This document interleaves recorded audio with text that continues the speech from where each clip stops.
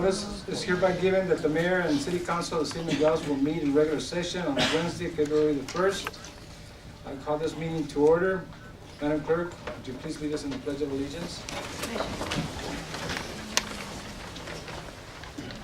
I pledge allegiance to the flag of the United States of America and to the republic for which it stands, one nation, under God, indivisible, with liberty and justice for all.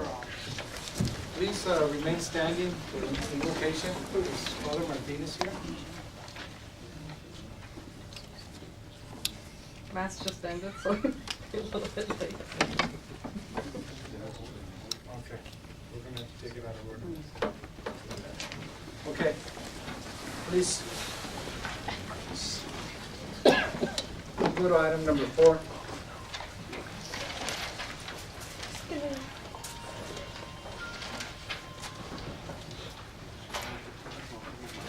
Today's Mayor's Arizona History Fun Facts. We're going to have a special guest that will be reading the fun facts, and since we're on our last month before the 100 years of our state of Arizona, I asked Mr. Axel Holm if he could do that for us, and he accepted. So, Axel, would you do us a favor? Mayor, members of the council, fellow Nogalians, first thing I thought of was, got a little uneasy without an invocation.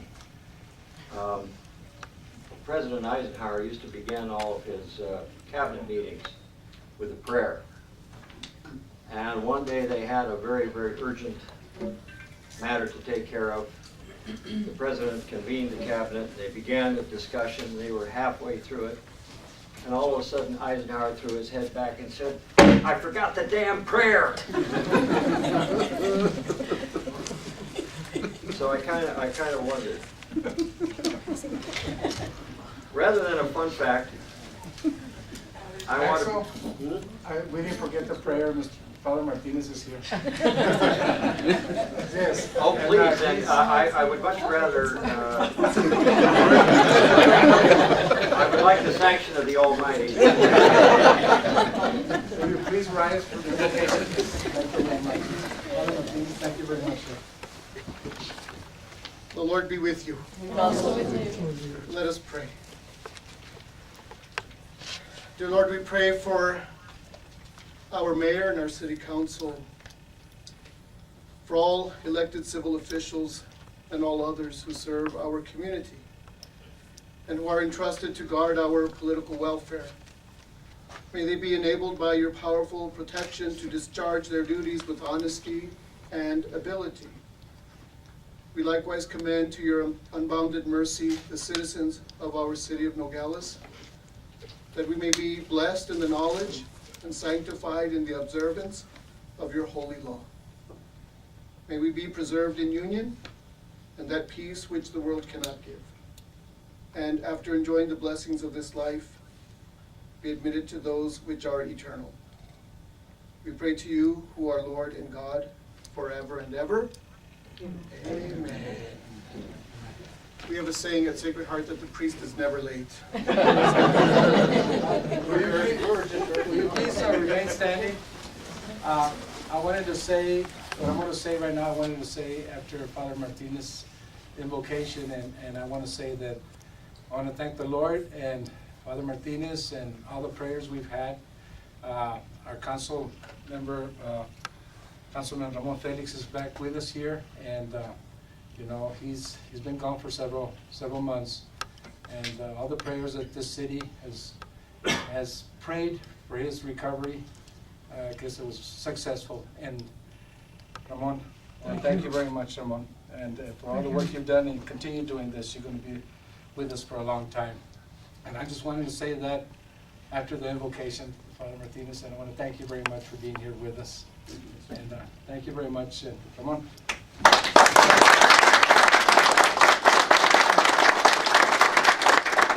Okay, Axel, now it's your turn. I feel much better having the Almighty recognizing us first. Mayor, what I have is not a fun fact. I propose a future fact. In less than 20 years, globalization of the world has gone from highway speeds to supersonic. What does that mean for Nogales and Latin America? Let me do a supersonic survey of our history. 1804, the Louisiana Purchase nearly doubled the size of the United States and global export of agriculture. 1854, the Gadsden Purchase, our home, completed the continental U.S. in order to build a transcontinental railroad for global trade with Asia. 1880, Lion City began on the Gadsden borderline, starting with limited local trade between northern Sonora and the southern Arizona Territory. 1882, the Santa Fe Railroad completed its link at Lion City between Guaymas and Benson to participate in global trade with the Pacific Rim world. At that moment, a few Santa Fe workers built and named a wooden rail depot that straddled the U.S.-Mexican border, Nogales. Residents from both sides of the border, that line in law only, recognized one community in two countries and called it Nogales. That was a fateful moment in the history of the world where common soil, divided by an imaginary line, that line between a single city, became linked with an unimagined global economic hope. Almost undetected, the old world of Northern Europe and British colonialism linked and forever united with the old world of Southern Europe and Spanish colonialism. Meanwhile, our ancestors in Europe, rather than unite, would quarrel, struggle, and battle each other over borders and markets.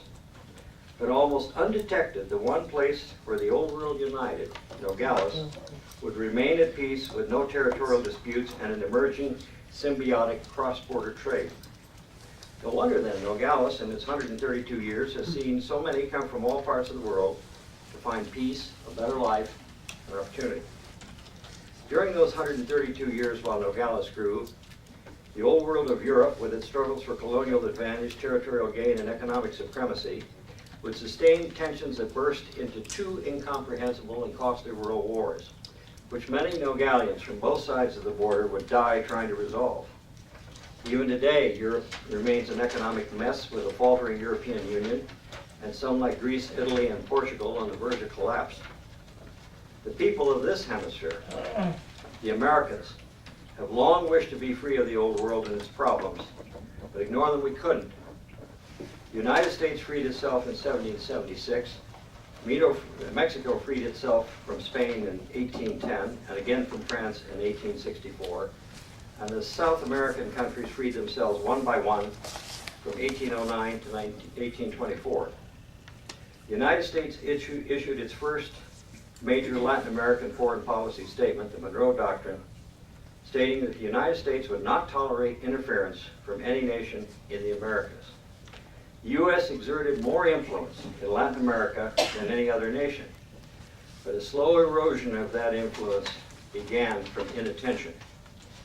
The United States was drawn unwittingly into World War I, mainly because of efforts by Germany to incite Mexico with anti-American sentiment, which led to a one-day conflict in Nogales, in the famous Battle of Nogales, August 27, 1918.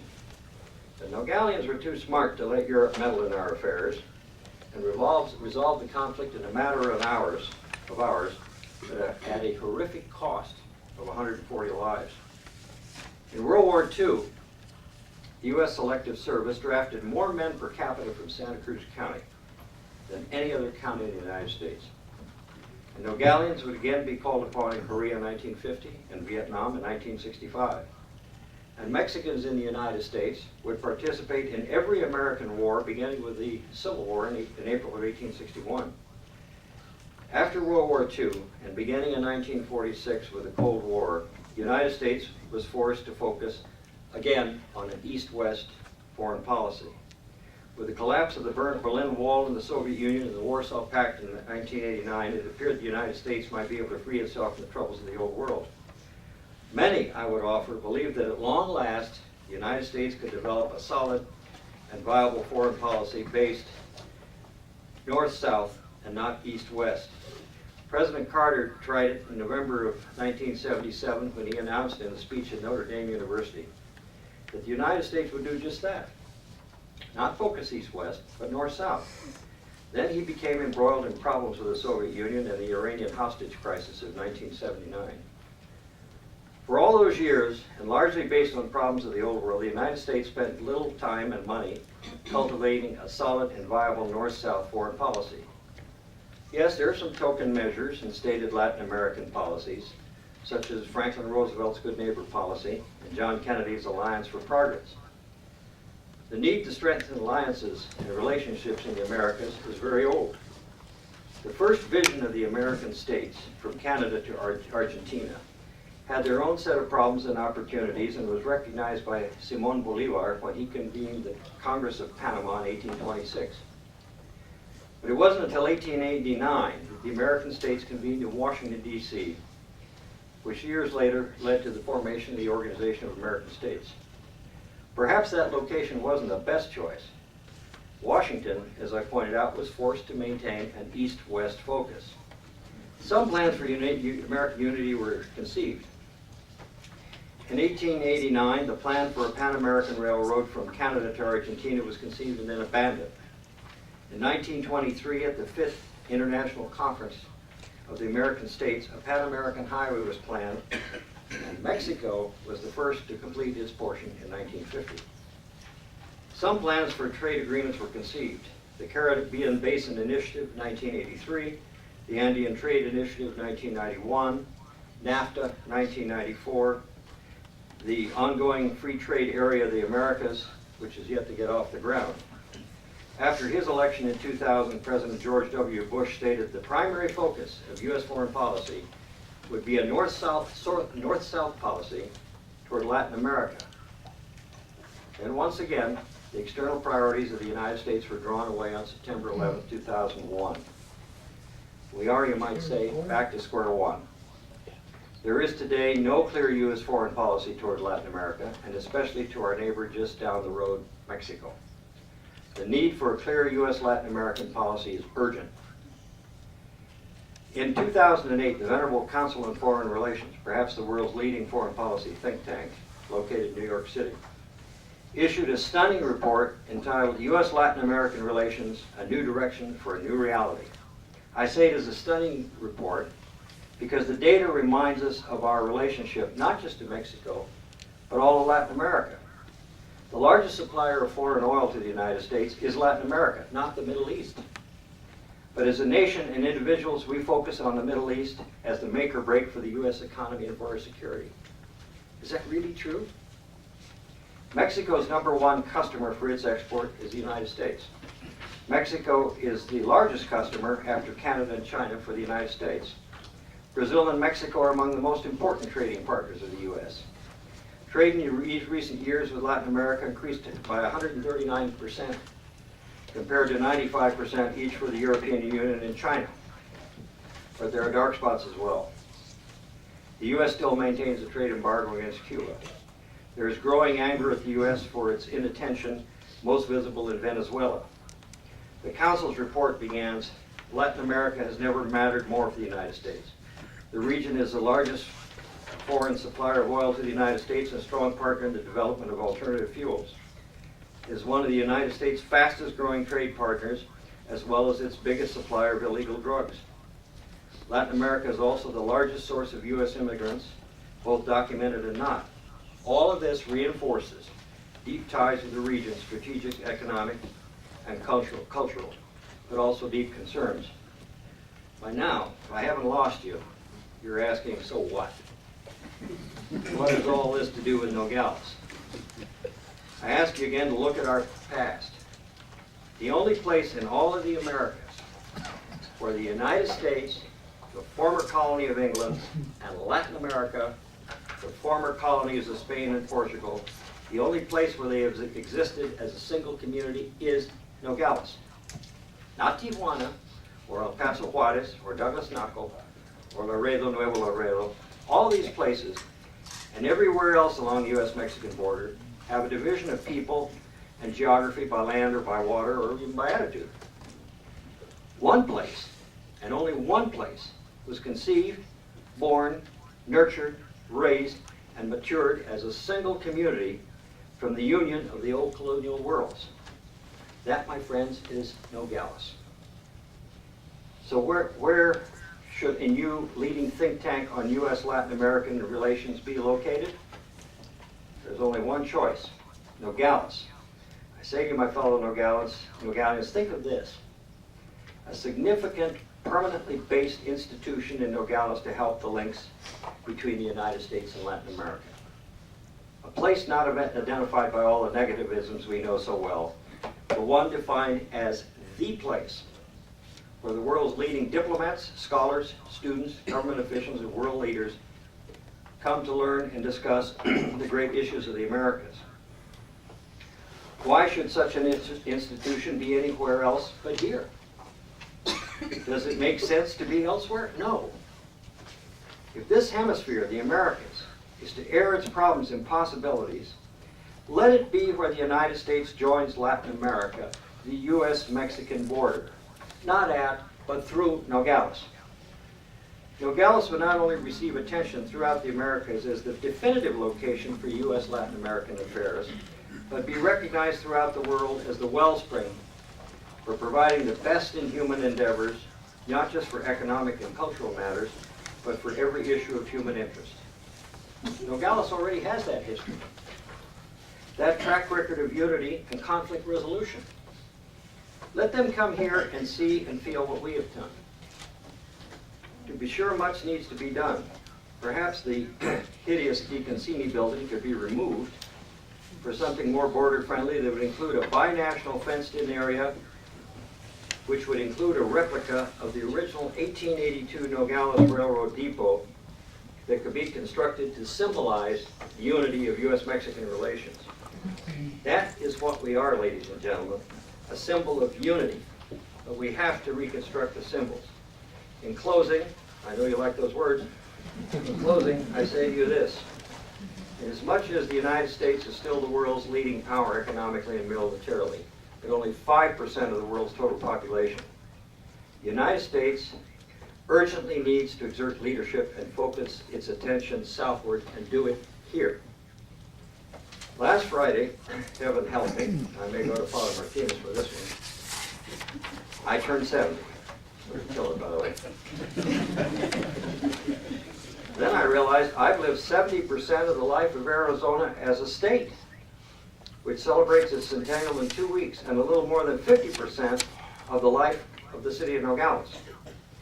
Those of a certain age remember the old Nogales. We yearn for those days, the old Amos Nogales. In my life, I heard about all that Nogales needs, all of the endless schemes to draw more business and industry, increase tourism, all of those. There are limits to those plans. But as much as our unity as an Amos city goes undetected, so has our viability to become the centerpiece in the study and debate of U.S.-Latin American relations. Washington, D.C. has not only the Organization of American States, but countless think tanks that study this or that subject of national and international concern. The mindset of the Beltway is not conducive to the furtherance of U.S.-Latin American relations, or so it is I propose. As I said before, we've gone undetected, except when it comes to matters of drug seizures, migrant apprehension, tunnels, and every manifestation of the negatives of our relationship with Latin America. Now it is the time for us to stand up, raise our head high, and say, look at us in Nogales, who we are, and what we have done, and you, all of you in the Americas, from Canada to Argentina, need to come here and begin discussing all the problems and possibilities that face us. After all, we left the old world to build a new world 2 centuries ago. Now let us get on with it and do it in the most logical place, the hallowed ground of Nogales. Thank you. Thank you.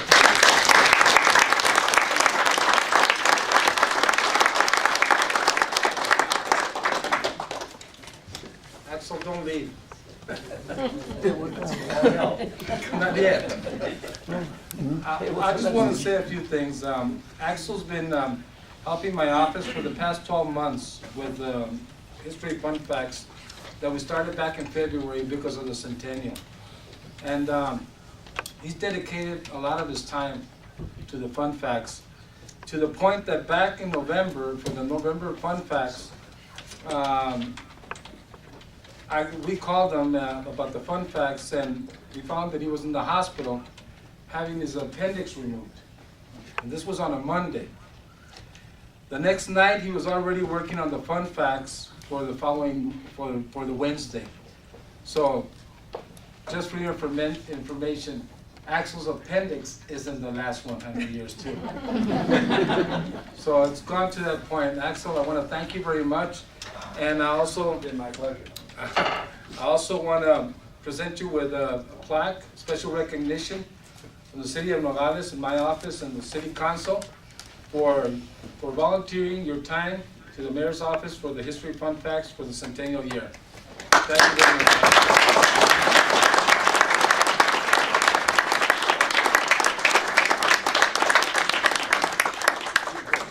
Thank you. Thank you, sir. You're a great job. You know, it was, You're a great historian. thank you. It was a privilege to do this. I don't know why, you know, I should get recognized for it. Somebody else did the history. I'm just writing it. Yes. Thank you, sir. Thank you.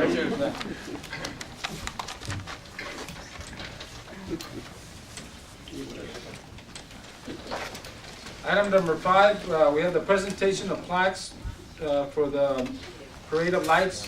And these are the winners. We're going to start with, we have 2 third-place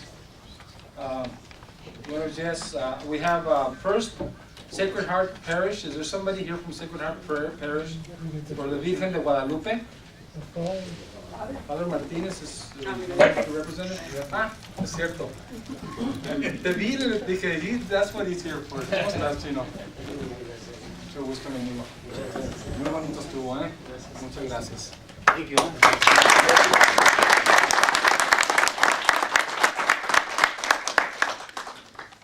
Our other third place for Best of Parade is A.J. Mitchell with White Christmas.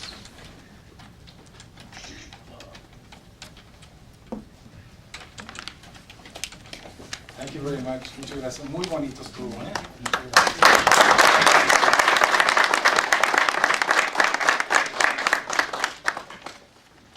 Our second place, Best of Parade, was Challenger Elementary School. It's a Small World. Great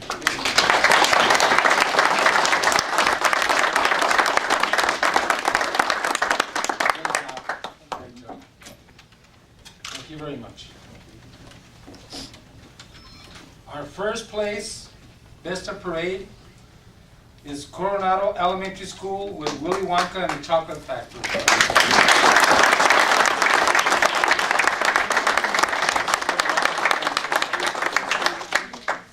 Yes, yes, yes, of course. You're welcome. Thank you. And now we have a special recognition for our parade this year. We had one of our local talent that maybe one of these days will be our next American Idol. And I really believe that from the bottom of my heart. Except that she's got 2 years left. You have to be 15 years old to try for that. But she's almost there.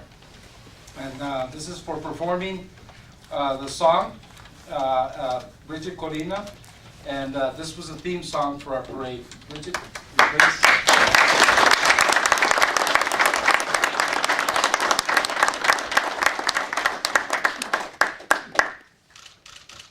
I scared her out in the lobby. I told her, did you practice the song you're going to sing inside the council? She goes, oh no, Mayor, I did. But she's done most of you know Bridget, and she does a lot of, she actually works every club in the city, and she's signed for almost all the schools and all the clubs and all the functions and events that we have. So she's an asset to our city and a great Nogalian, like Axel said. And Hijita, I hope you make it there. You know that if you win and you make it to Hollywood, you get the key to the city of Nogales.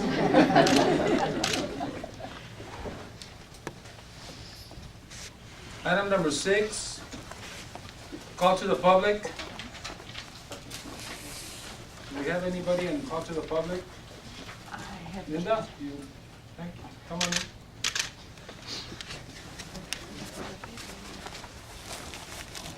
Mr. Mayor, Council, my name's Linda Rushton. I live at 269 West Loma Street. And several months ago, I was here with a little flyer, waving it and passing it out, talking about the Nature and Heritage Festival that will be coming up in May. You'll pass those out for me? Well, we're almost there, and if you'll look at the program, you will see some major people coming down here to work for the festival. It is our hope that we get 300 people to our very first, and we would like your support. Now, we know that financially, that's not going to happen, but, you all have businesses, belong to law firms, husbands have businesses, you know people, you're in service organizations, and we would like to be able to advertise as many businesses in Nogales and Rio Rico in the program as possible. We are bringing tours down to Nogales. There'll be a historic walking tour. There'll be a food traditions tour that will frequent some of the restaurants down here, the warehouses, the DeConcini Gate, the Mariposa Gate. There'll be ranching tours, history tours, birding tours, and it's to specifically benefit southern Santa Cruz County and northern Sonora. In addition to this program, there are many people in Nogales who are tired of hearing the adjective dangerous before every description of something happening in Nogales. And we as citizens are going to be forming the Santa Cruz County Tourism Commission. We don't want any money for that either. So you're all set. What we would like to do is start with the news media in Tucson.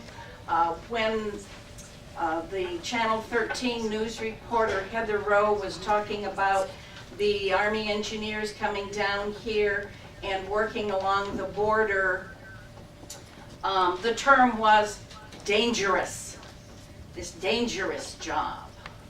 And we all kind of looked at each other and thought, rattlesnakes? And what we need to do is start with the news media so that we can explain to them the damage that they do. And that includes National Geographic. This is not a war zone. I have lived a lot of places in my life, and Nogales is probably the safest one I've lived in. I love it down here. I would like to see tourism promoted down here. I think, as Axel said, now is the time. So, if all of you would think about who you could take one of those programs to and show them, and have them call me, and I would love to go talk to them about advertising in the brochure. And then they will receive one of these. And you may see this around town because there are several of them already in some windows. And it says, Santa Cruz Nature and Heritage Festival, May 3rd through the 6th, we're involved. And we'd like to see as many of those around town as possible. The website address is very long, so I'm not even going to try to tell you. But if you go and Google Nature and Heritage Festival, we come right up. And you can register, and we'll be having 4 days, May 3rd through the 6th. And we have a lot of entertainment, a lot of tours. There are 8 classes a day and 6 tours a day. And it will highlight all of southern Santa Cruz County and northern Sonora, so that when people go back to Phoenix and Tucson, they can say, you know, I had the best time in Nogales. It was really a fun thing, and I didn't feel in danger at all. Thank you. Thank you very much for that.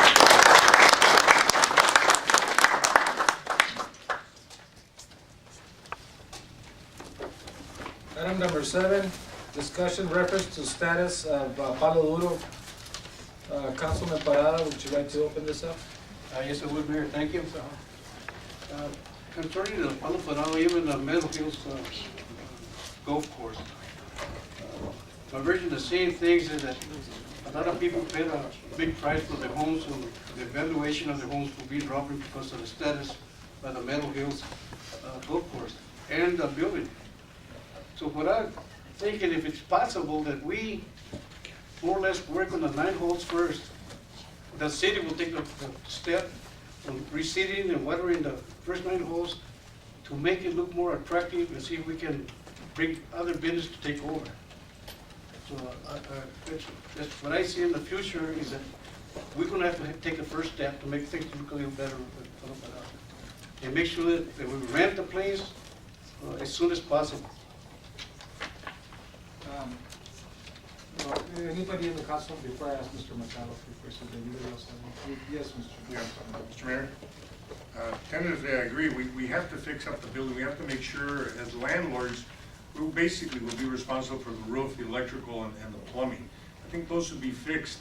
And I think renting out the building as a restaurant or as a party agenda, I think it can be done, right? We just have to do those things, because nobody's gonna go in there and fix our property. It's our property, it's not somebody else's property. So if we take that step, I think then people can take a look at the golf course. I think the problem with reseeding and doing 9 holes, it's a lot of money. So, but I do agree that we have to do something, and I think the first step is going ahead and getting that building ready and getting it leased out as soon as possible. But you know, in a way, you're right, Mr. Hanesian and Mr. Parada also, because if we can get the restaurant up and running with somebody renting it from us and getting that focal point, because that is the selling point, the restaurant. If something was to happen that, you know, we could see that we don't get any offers on the golf course, you know, we should look into 9 holes, because that would help us out. But we should have that opportunity with the restaurant. I think that would be the catch of all. And then after that, the 9 holes. I don't know to what point, maybe now that we're gonna be discussing the budget within the next months, I don't know to what point, what cost it would be. Maybe, Mr. Bachiller would probably be the one that could give us more information of how many employees he would need to hire to take care of 9 holes, and the cost of reseeding, and the water out there belongs to us, so you know we got a lot of pluses. And yes, Mr. Parada's right, the need to improve that area because of the value of those homes as well, especially the ones surrounding the golf course. So, you know, Mr. Machado, you're working on something right now on this. So. Well, initially we prepared the proposals for the lease that went out, and we did not receive any proposals back that met the conditions that we had established on the request for proposals. So what we're doing now is redrafting the proposal and the lease, and we've changed it in that the city will undertake more responsibility in terms of maintenance of the building, as Mr. Hanesian said. And we've also enlarged the area of the proposed lease to include some of the other areas like the driving range and so on, and the swimming pool, to make it a little bit more attractive. When that's finalized, what I will do is bring it back to you and see what you think, if that's the type of lease that we want to propose. In that lease, what I have done is I've indicated that we're gonna have a minimum rent, or the city's going to request a minimum rent, but we will also have provisions in there where if people have to make improvements to the building in terms of equipment and all that stuff, that they will somehow get credit for that toward their rent, with the condition being, of course, that whatever fixture is in there will then become property of the city. That's as far as the lease is concerned itself. As far as the golf course is concerned, I know I've worked with Mr. Dilly in getting some initial estimates as to what it would cost to prepare, or to prepare the golf course sufficiently to be able to open it. And that's what he's doing now, is getting some proposals. It's an expensive proposition. So, you know, one of the initial determinations that this council's gonna have to make is how much money you wanna throw into the golf course, because it's probably not gonna be able to sustain itself. It's gonna be a situation where the city's gonna have to constantly maintain or support that golf course. And, you know, that's a policy decision, of course, that you and the council are gonna have to make. But until those cost estimates are back, you know, then you'll be able to make a decision. But as far as the lease of the restaurant and so on, I'll finalize it and bring it back to you with a couple of options and see what you guys decide. Do you have an estimate about that? Well, we're finalizing it now, so if you want to do it by the next meeting, that'll be fine. Would that be a direction that we would want to go as a council? Everybody's satisfied? So Mayor, Yes. if I may, I want to thank the group that went out there to clean up the restaurant and so forth. They did an excellent job, because I was there the following day. It was a disaster.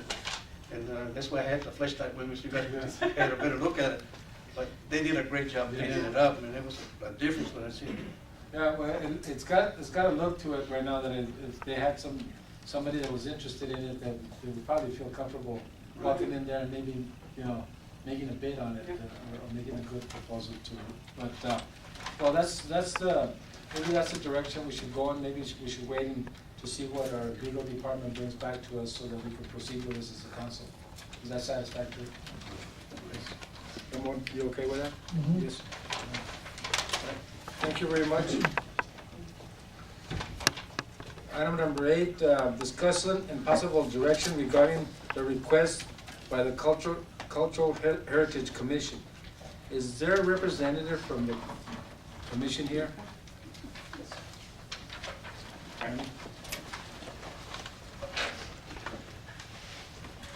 In Council, Manny Huerta, board member of the Cultural Heritage Commission. Mr. Latham, the chairman, apologized he was not able to come.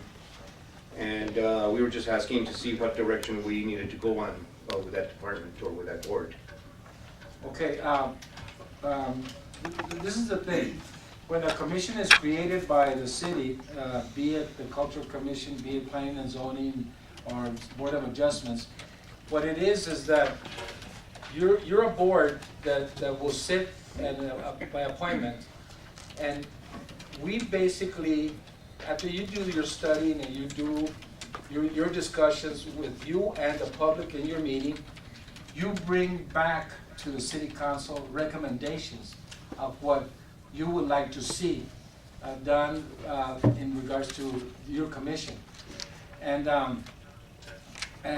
I sat down and I met with David Lundstrom about it, because actually it seemed to me that he wasn't sure what direction that, you guys have been sitting on that board for, say, a year, and the centennial year, but throughout the whole year, you never presented anything to the city council.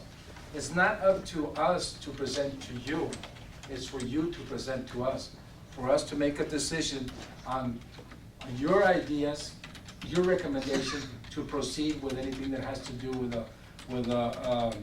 either the centennial or anything that has to do with culture and heritage within our city.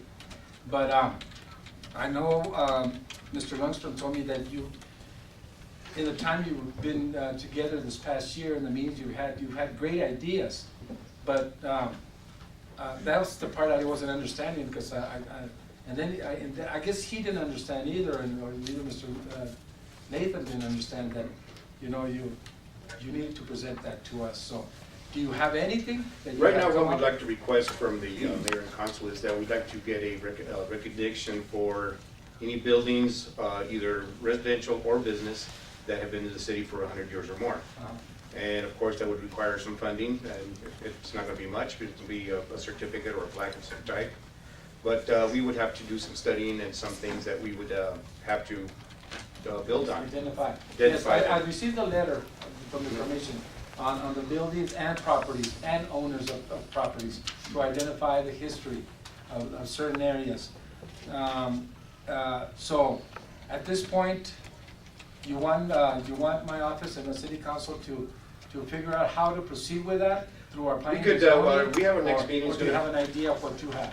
We're gonna have a meeting on February 9th, and we can get together, we can put that on the agenda to present to you more formally, and it'd be a better format Yeah. What- to do that. And, Yeah. you know, that way we can get some ideas and get them going and write them down and give them to Do you. you have homes identified already? and Yes, we do. properties? Yes, we You do. Okay, that would be the direction. You want to have the homes identified, the properties, and maybe get information from the county to the age of the property, the owner of the property, see what they want to do with it too, because I'm sure that if you proceed with that, we can identify it one way, but if the property owner can come up with something else, then we could do a whole different ways of doing it. You know. I think Mr. Latham has been doing that already. He's been superimposing the Sanborn fire insurance maps from quite a while back. And he needs to superimpose them onto the existing maps that there are now. Oh, great. And that's the start that we've been doing. And we do have some identified, but we'd like to go further into that. But that's what he's doing. The other thing would be maybe to get further grant possibilities, maybe applying with SHPO, which is the State Preservation Yes. Historical Office, through them, or maybe through the city. Maybe the city, I don't know if they have grant writers or not, or departments, see if they can apply different things so we can start getting some funding to get some projects going. Yeah, well, that's the perfect thing, because we need to build partnerships on these. And you build a partnership with the city, we get letters of support, we get our staff to work on something like this with your ideas, and of course we can come up with something. And the good thing about this project that you're talking about is we're going into our next 100 years. Correct. So now we're going to identify the past 100 years into the future. So it's the right time to do that, Manny, and I really appreciate that. And I think we can do something together, the commission and the council. And if you, either with a letter through my office, come up with the idea, we can put it on the agenda so we can discuss and then see how we can proceed with it. But let's make it a partnership, let's make it together, and with your recommendation, bring it to us, then we'll make the decision. Sounds like a plan. Council. Good? Yes. Well, just for your information, this is, so you can give one of these, I didn't make enough, because I made it for it, but this is what we're gonna be putting on the billboard, Oh, okay. thanks to Mr. Hanesian. He didn't know that, but now he knows. That's the billboard for the centennial, that will be going up before the 14th. Come on. Here you go.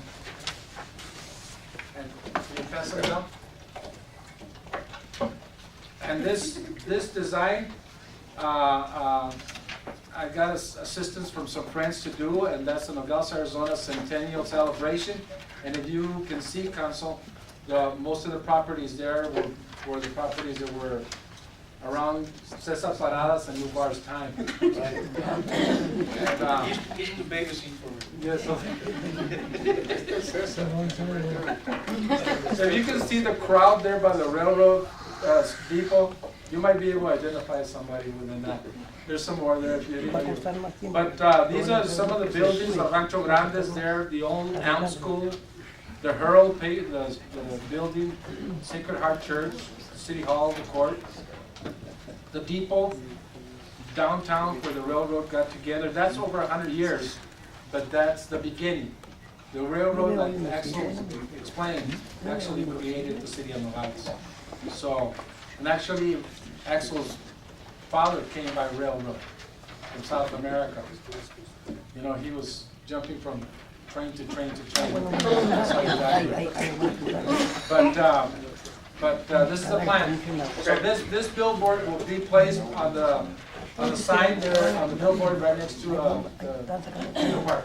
Okay. That'll be, this is part of your heritage program. Thank you. All right? Thank you, Manny. Does anybody else want to say anything to the heritage commission? No? Mr. Parada, would you like to, anybody? Yeah, I think I have good information on the old city hall, good solid information. Yeah, that's something we could do, and maybe bring it together to the city. Yes. Perfect. Did you hear that, Manny? What I said about the old city hall? Maybe one of the buildings you Okay. put on there. Can I make a little comment? We meet every second Thursday of the month at 5:30. Okay. I'd love to see anything. Well, you know, the thing is that you probably don't want any of us on your presence there, because whatever you make a decision comes to us, and that'll be an open meeting. Yeah, but everybody else, yes. Thank you. Thank you very much.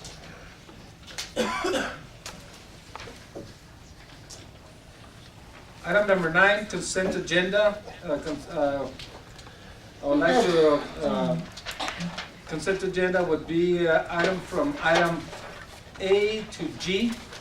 Do I have a motion? Thank you very much, Councilman Felix. I'll second.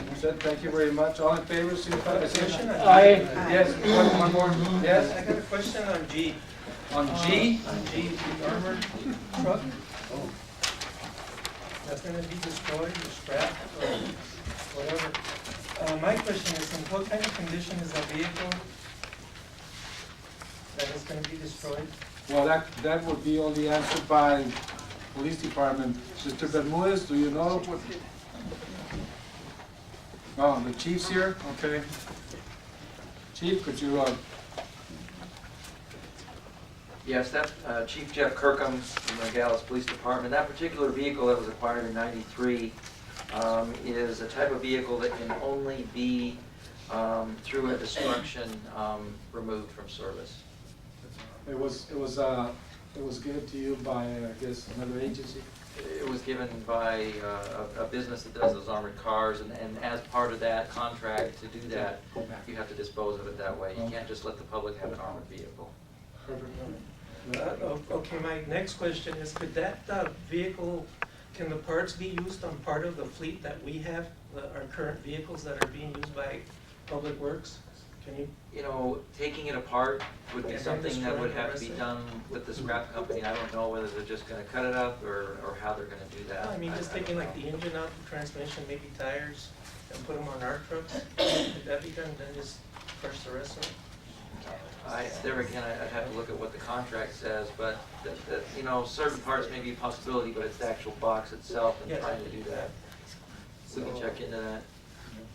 Yeah, the chief, describe what is a '93 Ford armored car? What, Have you seen are the we big, talking about? that big box out there that has the police logo on it, that's been sitting out there for a number of years, and it still runs. It's an but actual it's- car or like truck? It's like an armored vehicle, you we bring in money, that type of Okay. vehicle. It's about a 10-ton So vehicle. it's not a car, it's actually, it's Well, they call it armored, right. Probably gets a mile to the gallon. So actually, the motor, you think it's not in very good condition to even? Well, it takes it runs, but it takes us a lot of effort to keep it running, and it's really expensive. Could we maybe just table this item and see if we To can, get further if we information? can get more, what I'm saying is get the most we can use out of it, and then just scrap the rest of it. Well, what we'll do is, we're gonna have to get the chief to go back and find out exactly what we can do with it, to see if we can do that at all. But what we'll do is we'll pull it from consent agenda. Let's go over from A to F, and we have the motion on there. And then we'll discuss G, okay? So all in favor signify by saying aye. Aye. You opposed? The ayes have it. On G, Mr. Machado, I could just, Move the table at the next meeting. yeah, we'll move to table G. Councilman, we'll move to table G until we get further information on that vehicle. And we'll go gather all that and provide that. All right, Chief, thank you very much. Thank you, Chief. Need a motion? We need a motion on to table. I make a motion. Second. Second. All in favor signify by saying aye. Aye. The ayes have it. Item number 10, consideration and possible action of second reading of ordinance number O2012-01-001. And this is the ordinance amending the City Code Charter 19 Utilities Section 19-81 and 19-141 relating to the rates for water and wastewater utility service. Mr. Mayor, I move to approve second reading of ordinance number 02012-01-001. I'll second the Second. motion. Thank you. Discussion? Hearing none, all in favor signify by saying aye. Aye. The opposed? Nay? The ayes have it.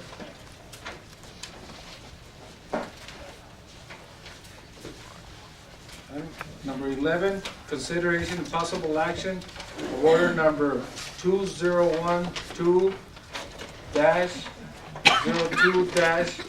2012-02-014. So moved, Mayor. Second. Discussion? Yes, Mr. Mayor. This is just as a review, this says for $532,000, and it will be used for equipment for communication, basically communication equipment. Is that what it is, Mr.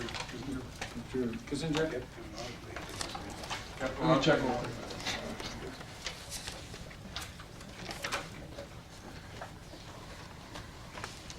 Capital outlay for KPD. It says for the approval of our operations order equipment list. Right. So it's basically for, Yeah, maybe we can get the chief to call and tell you. Do you want a list of what they're going to be purchasing in this grant? just as, just equipment, is this just for basically communications equipment, is that what? Additional communications equipment and radios and stuff to get our narrowbanding up to where it should be. Thank you, Chief. And Mr. Anasia? That's fine. Thank you. Thank you very much. All in favor signify by saying aye. Aye. Opposed? The ayes have it.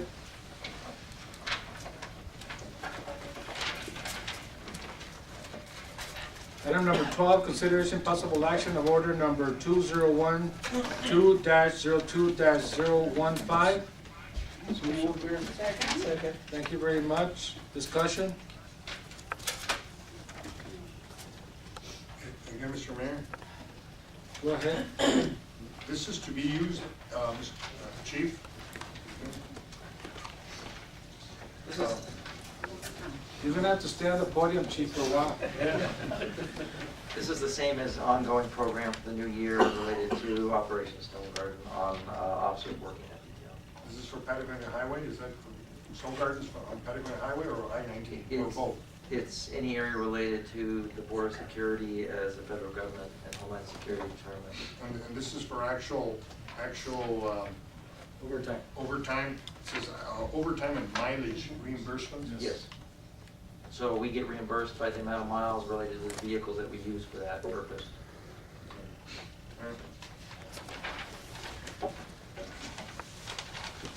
And that was for what, 462,000? 62,000. All in favor, signify by saying aye. Aye. Opposed? The ayes have it. Thank you very much.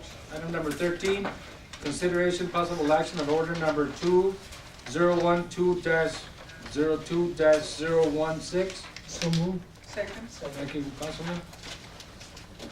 Discussion? Hearing none. All in favor signify by saying aye. Aye. Aye. Opposed? The ayes have it.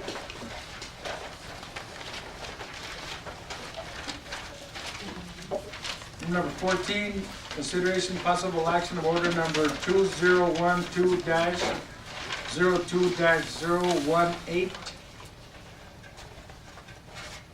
Mr. Mayor, I move to approve order numbers 2012-02-018. Thank you very much. Thank you. Discussion?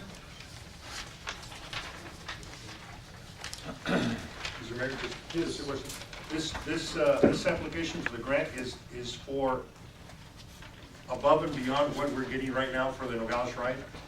This is a separate grant from what we're getting? Mr. Kissinger, please. This is the grant that we do get for Nogales Rides. It's not above and beyond, it's the grant. So, what we're doing this year is we're actually asking for just a little bit more than we have, in the past. I believe the amount is close to, at least the application would be close to 20,000 more, in this round where we're requesting to see if we can bring on a part-time, driver to enhance that service. We don't know if that will be awarded, but this is the grant to put on the program on the Nogales Rides. I remember the last time we lost the LTAP? Right. And we're going to this to continue this project because it's needed in the community. Very needed. And if we can get a part-timer, we can get another bus going. Part-timer. Yes, sir. Thank you very much, Mr. Kissinger.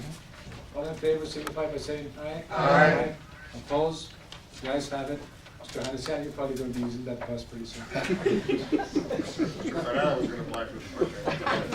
Yeah, you did. You're going to pick him up, huh? Item number 15, consideration and possible action of order number 2012-02-019. Mr. Mayor, I move to approve order number 2012-02019. Thank you very much. Second. Thank you very much, Mr. Parra. Discussion? Mr. Mayor, Go ahead. this is in regards to the actual, I guess, the membership fee to the, Yes, the membership fee for the chamber that we assist them with every year. to Santa Cruz County Chamber of Commerce. Yes, sir. $6,500.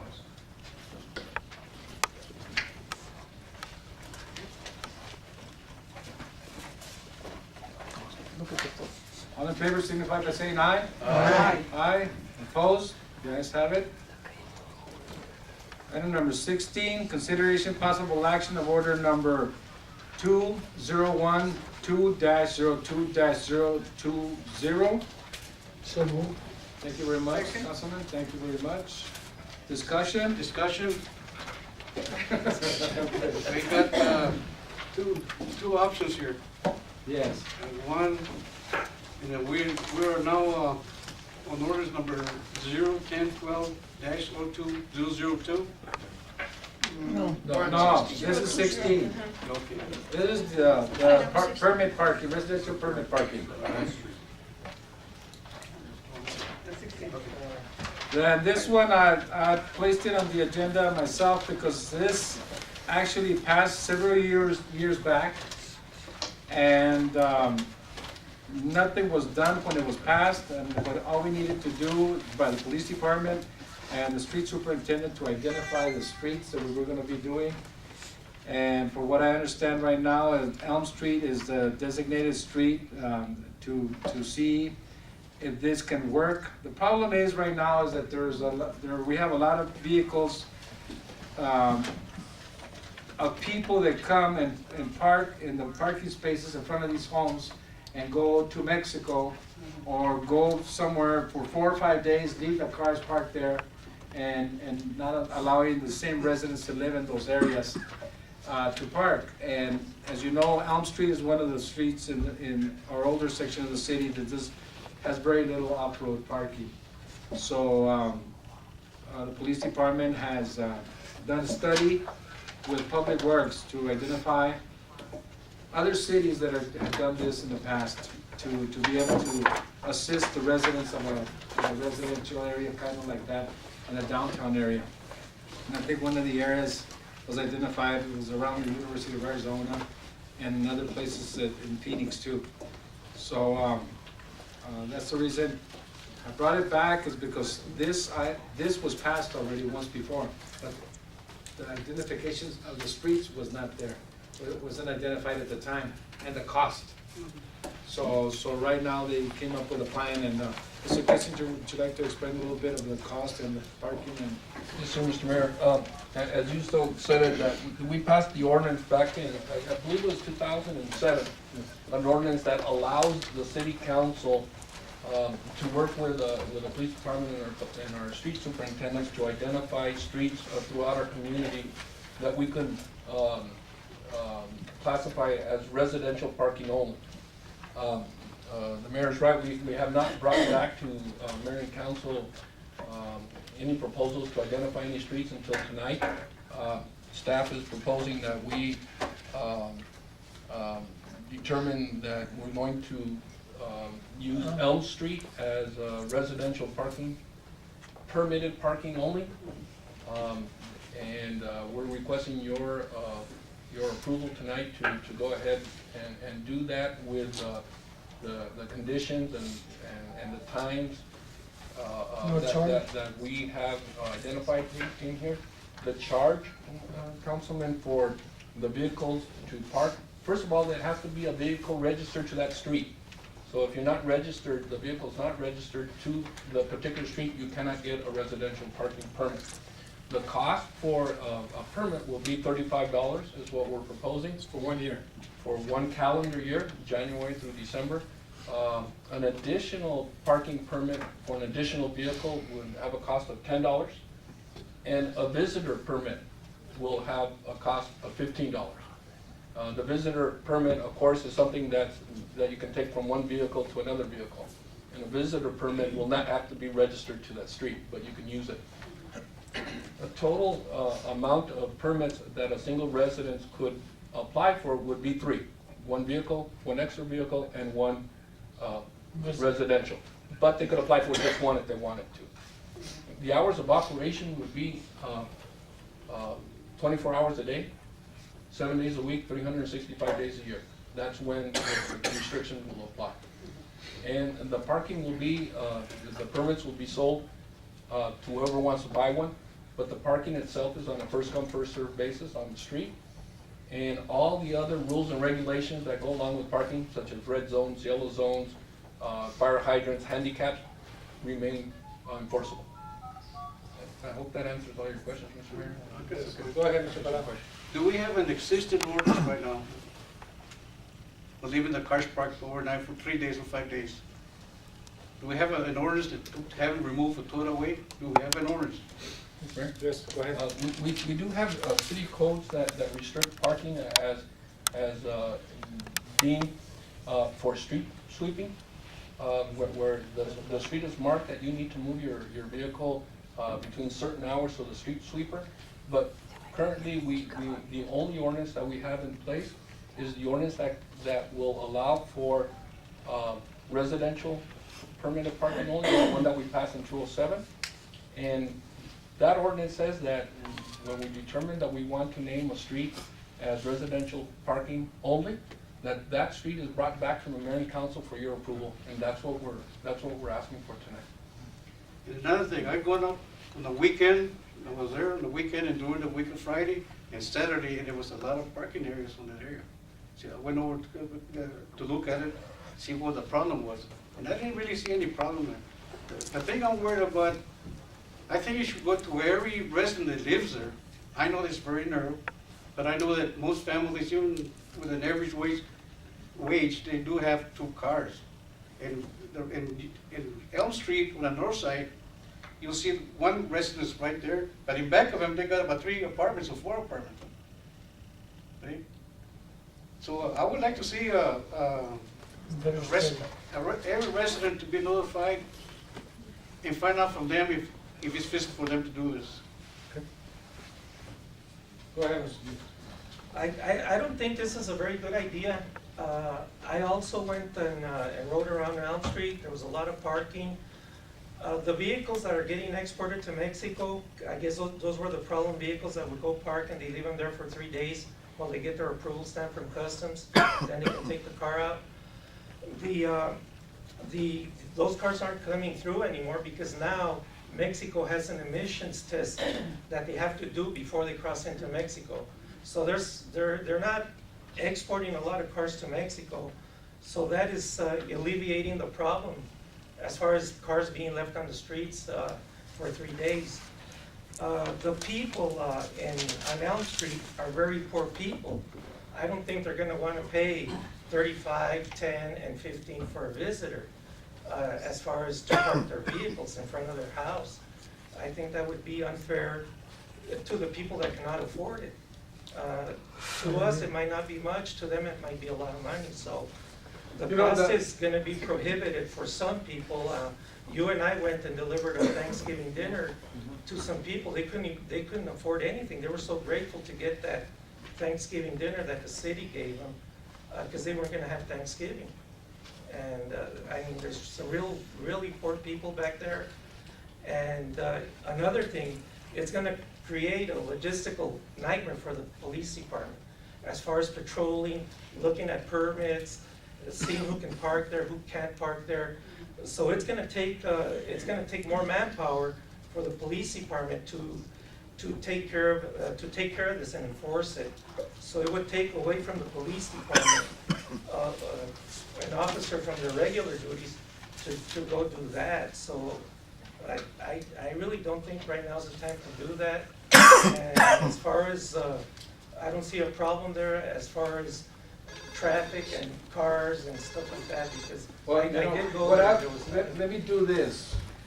We can pull it right now, but I'll get a meeting together at NCD, and maybe you, council, can go and talk to the people that I talked to there. There was about 40, 50 people in there that want this to happen, because they've been having problems. It's not the vehicles that are being imported, Mr. Diaz, it's people that are actually going on vacation. Mexican cars come and park there, they go to Disneyland for 2 weeks, and then come pick up the car again, and then they go back to Hermosillo. That's what's happening. But if you want to, we can pull it, we can have a meeting with them, and let them know about that. They had made a decision the last time that they didn't mind the cost. Now, if $35 is a lot, we can reduce the price, because the cost of this is for a decal that will be placed on the windshield of the driver's side, so an officer can drive by and look at the decal and say, this vehicle belongs on Elm Street. They're not gonna be looking at permits or knocking on doors or anything like that. You're not gonna buy you're not gonna buy or rent the piece in front of your house. You're renting an opportunity to park on Elm Street. It doesn't matter if it's across the street from your house or not. But there is a problem right now. The majority of the people that work during the day come back and they don't have parking in their property because they left to work. So maybe we can do that. Do you want to go meet with them and talk to them? Or maybe let's do that. But the reason this was done back in 2007 is because the people wanted it. And the police department and the city of Nogales did not do anything about it until I brought it back this time around. So they've been waiting for us to take action on this. So it's not something that we're inventing, Mr. Diaz. It's something that the people on Elm Street want done, because they need assistance for this. I talked to the people from the association on Crawford Street. Half of Crawford Street wants it too, the other half doesn't, because they have off-road parking. But from West Street down to McDonald's, there's no off-road parking. You'll see people there put their trash cans in front of their house. 2 or 3 trash cans. True or not, Mr. Kissinger? Yes, sir. The police department, we have to send compliance officers out there every once in a while to tell them to remove the trash cans. They say, we don't want to remove it because if we remove it, somebody's going to park there and take our parking spaces. We have people with cones. We have people with barricades. I don't know. If you guys want to take it back, we'll take it back. The old town of Nogales, city limits, the old Nogales, let's put it that way. For many years, there were hardly any cars parked there. There were no carports. That's Elm Street, one of them. Yeah, Elm Street And is the a- other, rest of the streets too. Yeah. So they had people manage it for 100 years, and all of a sudden they come up with this. But this is an ordinance that was done back in 2007. Well, if you do it to one neighborhood, you might as well do it to every neighborhood. No, this is the pilot this is the pilot. Well, Because Elm is the one that went to NCD and held the town hall meeting where I went over there, and the police department was there with me too. They witnessed it. So Yes, Okay. Vice Mayor. When you had that meeting, why didn't you tell them to come over to our meeting so that they can talk to us and let us know I exactly? did tell them. Vice Nobody Mayor. shows up. Nobody's They here. expect us to do everything. Yeah. Why don't they come over and show up and let us know their problem? Yeah. So that we can hear their concerns Yeah. and, you know, do something about I it. did tell them about that. They need And to nobody come to the shows up. meetings. Everybody complains, but nobody shows up here. Well, It's not only there, it's on the radio, Yeah. complaining constantly. Why don't they show up? Yeah. Why don't they show up and complain and tell us about how they feel? Well, that's a decision we gotta make right now. If you wanna say vote on no on this table or whatever, just go for it. It's all right. Mr. Mayor? Yes. Yeah, is there any way with all the grants for terrorism and for the drug enforcement and all that, when one of the grants that we just picked up over $1 million, in any of the grants or other grants, is there any way that they would be able to pay for that? Obviously, we would be checking the cars. Obviously, there's gotta be cars stashed with drugs there. Obviously, there might be terrorism there, as far as I know. There's always been terrorism there, so is there any chance? I don't think so. It doesn't fall under that category. It's to be used for enforcement, drug enforcement and stuff like that. So, Cost is a question. yeah, I guess it's something that we have to look at as a city ordinance, not a federal issue here. So.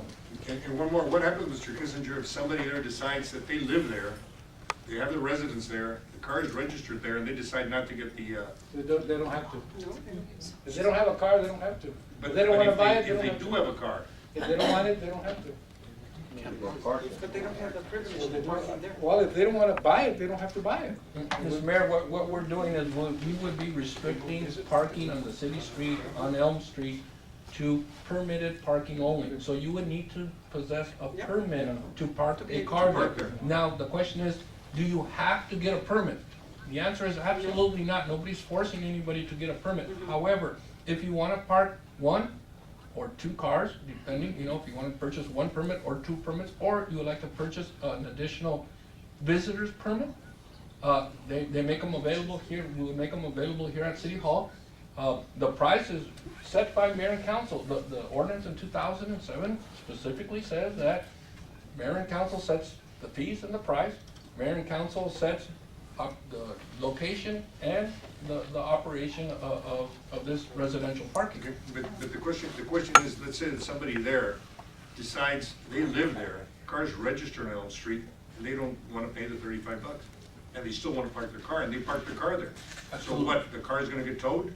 The car will be dealt with through a parking citation, and they would have to come in and take care of the parking citation. Even if with- they live there and If the they're car not is registered? permitted, Mr. Venetiano, they don't have a car permit because it's permitted only, Right. restricted permit. Right.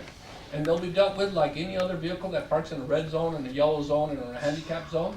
And if they're deemed that they're not paying their parking tickets, and then they could be subject to booting or towing or what have you. I once paid $175 for not reading the whole thing, Right.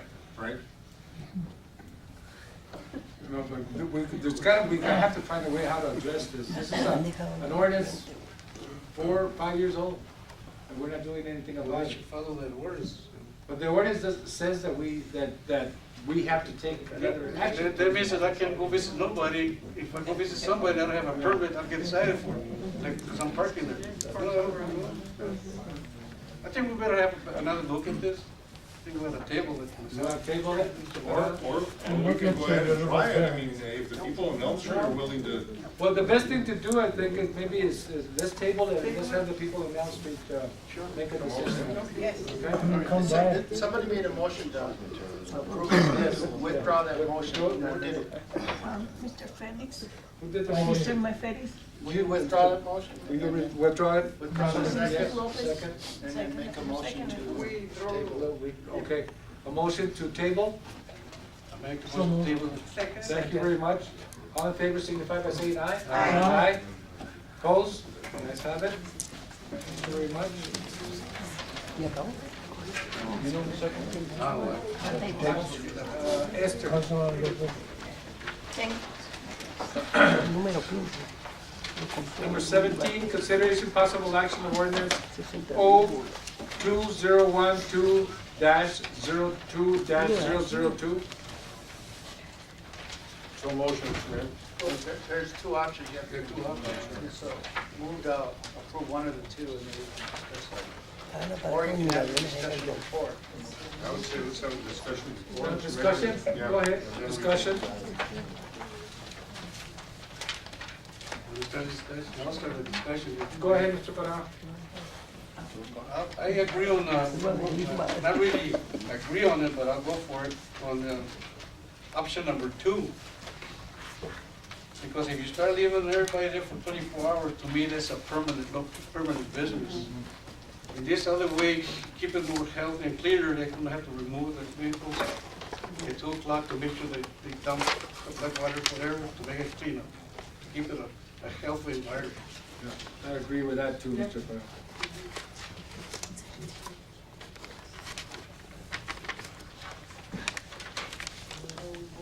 You have to, this is just discussion, yeah. Any other discussion? So option number 1, Mr. Machado, option number 1 would allow them to go ahead and leave the, Option number 1 and option number 2 are the same, with the exception that option number 2 requires that it be removed, in other words, that it close by 2 a.m. daily. That's the only reason. In other words, the other one, you could still be a mobile food vendor, but you could stay open till 3, 4, 5, 6 in the morning. That would be option. Somewhere along the line, you would have to move it, at least temporarily. Option 2 has what the previous ordinance had in terms of the 2 o'clock timing. and everything would have to be moved to 2 o'clock. Not everything, just the Mobile. mobile Just the structure. mobile unit. Right. Okay, but anything that stays there, is there any code they would have to meet? Yes, if you had looked at these following section, 11-2B1 is amended to clarify that all health, Santa Cruz County Health Department regulations and requirements have to be followed, along with all of City of Nogales ordinances and codes. So whatever they leave there as temporary structures would have to comply with whatever codes we have, building codes, electrical codes, zoning codes, sign codes, all that stuff. So that's just a clarification that Does that include paving codes? it may, I don't know, we'd have to look at the particular code involved, but yes, whatever code we have has to be complied with. As far as section C, it's 11-2C, that is identical to what is there, with the exception that it makes a reference to section 11.1. I just clarified an error that was in the previous ordinance, so that aspect doesn't change. It's the first 2 paragraphs that really change, if that's what you want to change. No discussion, so I make a motion for option 2. Number 2? Second. Second. Any more discussion? None at all? You feel comfortable with it? Because basically the county's gonna, still enforce their health issues, everything. And we're gonna enforce electrical and safety. Yes. and buildings. Yes, sir. All in favor, signify by saying aye. Aye. See, number 2. Okay, if that was unanimous, then if we have a motion to waive the second reading, then we don't have to bring it back. Okay. Do we have a motion for the second reading? I make a motion to Waive the second waive. reading. Second. reading. Para, you second that? Okay, all in favor, signify by saying aye. Aye. Opposed? The ayes have it. Thank you very much.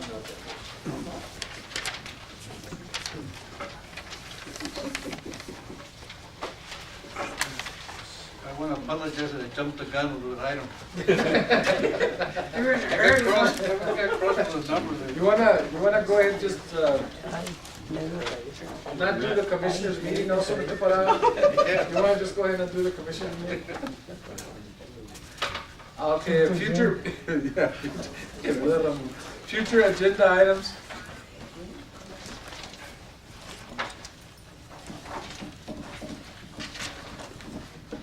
Any? No? Okay?